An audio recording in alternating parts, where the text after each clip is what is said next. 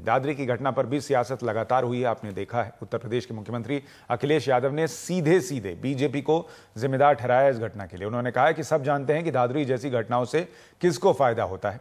अखिलेश यादव ने कहा कि वो भी हिंदू हैं, लेकिन कुछ दलों के कार्यकर्ताओं की तरफ से मंदिर के माइक से झूठ बोला गया। उन्होंने ये भी कहा कि अगर वो पीएम से मिले तो उनसे अपील करेंगे कि फेसबुक और ट्विटर पर कम और जमीन पर काम ज्यादा करें।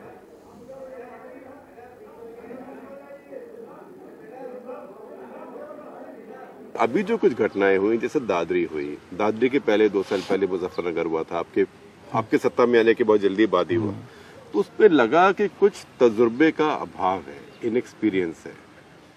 देखिए, मैं मुजफ्फरनगर की बात कर सकता हूँ क्योंकि साहे रिपोर्ट आ गई है, वो मैं टेबल करूंगा।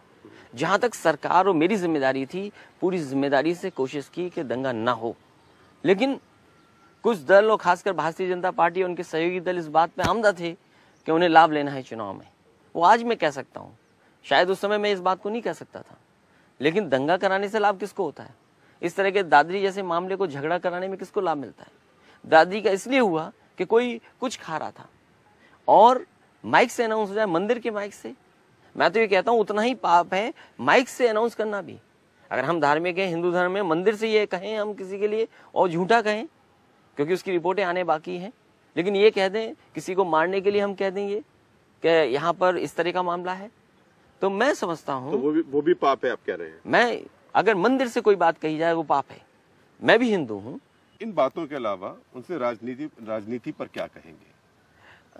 मैं समझता हूँ राजनीति में मेरे जैसे सबसे कम उम्र के मुख्यमंत्री से कोई सलाह तो नहीं मांगेंगे। नहीं, सलाह नहीं, पर आपको क्यों इंतजार करने की जरूरत है कि मांगेंगे? आप अपने आप क्या देंगे? नहीं, ये हो सकता है कि फेसबुक और ट्विटर पे हम लोग बातचीत कर लें ज्यादा। हाँ, तो उसमें क्या कहेंगे आप?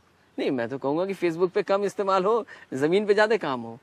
वो तो अलग बात है, लेकिन आप उनसे कहेंगे कि अपनी पार्टी की राजनीति इस राज्य में बदले, कुछ खतरे हैं, या आप कहेंगे कि ठीक है हम मुकाबला करेंगे आपका? नहीं, मैं अगर मिलूंगा तो मैं जरूर ये कहूंगा कि मान लीजिए गौ रक्षा की बात हो रही है, मान लीजिए ऐसे सवाल उठाए जा रहे हैं जिसमें फासला पैदा होगा हिंदू मुस्लिम सिख ईसाई में, और अगर ये बातें होंगी तो ठीक नहीं कि उत्तर प्रदेश बड़ा प्रदेश है, यहाँ का संदेश देश में जाने वाला है और दुनिया में जाता है। तो मैं समझता हूँ उनके जितने भी और ये सहयोगी दल हैं, कम से कम उनको रास्ता सेकुलर अपनाना चाहिए और सोशलिस्ट अपनाना चाहिए।